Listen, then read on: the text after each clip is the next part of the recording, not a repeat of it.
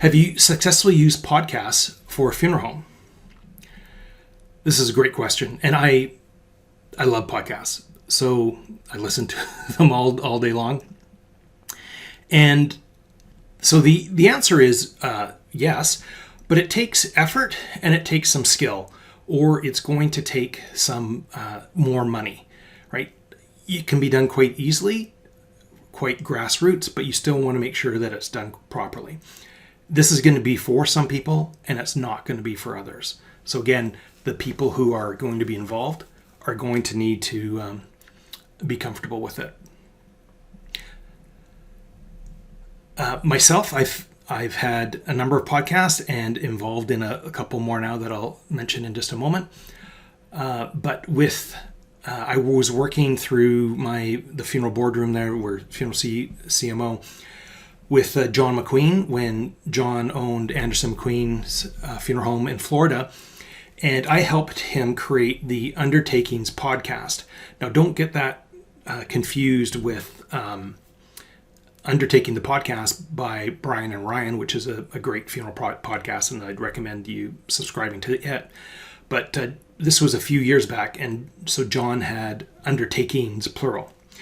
And so he followed this strategy that we'd work together, where he would interview people in the community that were maybe related to end-of-life issues.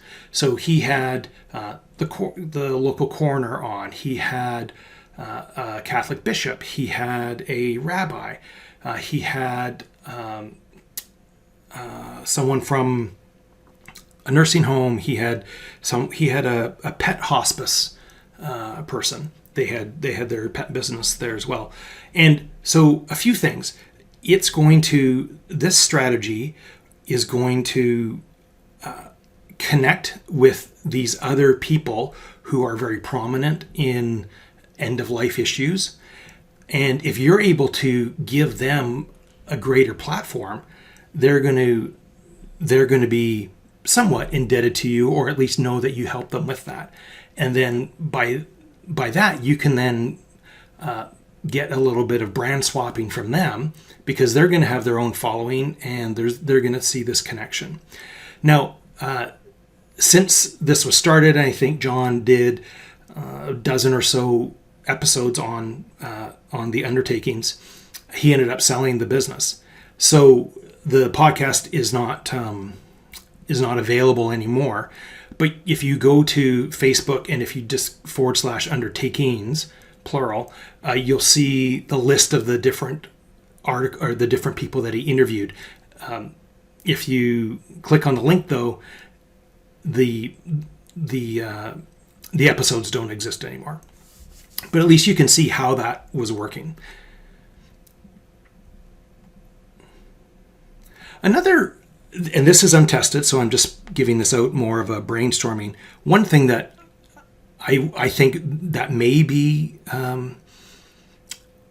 if there was someone on staff that had the ability, that was a great orator, and would be to record all of the obituaries on your website and have them in an audio format where they could be then listened to instead of having to be read. The podcasting platform in your website could easily do this, because it doesn't know the difference of one MP3 file from another.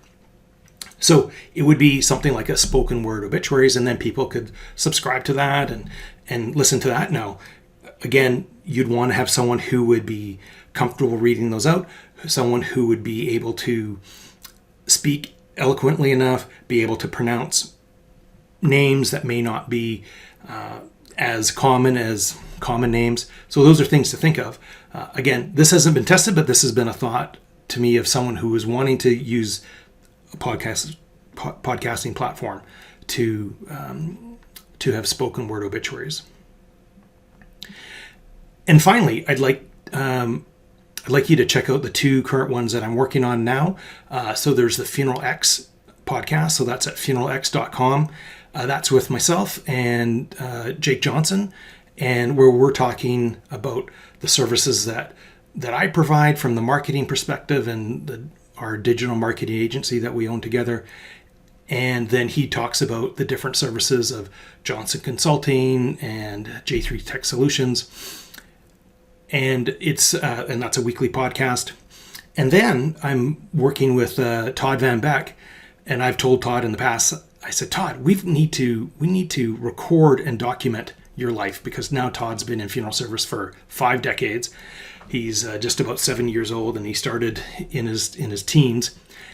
And so this is more of a series, and we've started right from the beginning as a child. I think we've done 18 as of this date, and he's just starting to work with the loan group. So that's in the early 90s. So we have a number more to do, and then there will be a fine finish to those. But it's just and it's Todd Van Beck, so they're funny, and he's just so self-deprecating. So anyway, those are some of the ones that we're currently working on.